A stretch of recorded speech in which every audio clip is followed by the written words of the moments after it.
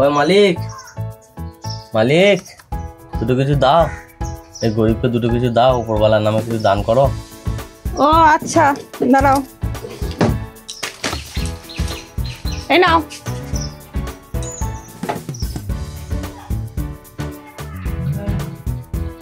এই যে তোকে পয়সা দিলাম, পেটে খাবি কিন্তু মদ খাবি না।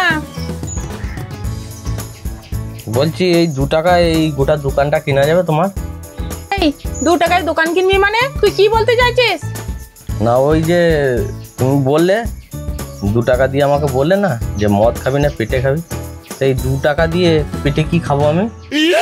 এটা তো না একটা বিস্কুট হবে, আর না একটা ঠান্ডা কেনা হবে, না কিছুই হবে।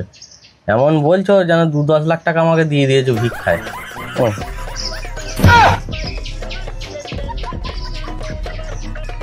10 টাকা দিলেও একটা কথা ছিল, 2 টাকা দিয়ে আবার কত ভাষণ দিচ্ছে আমার মদ খাবি না।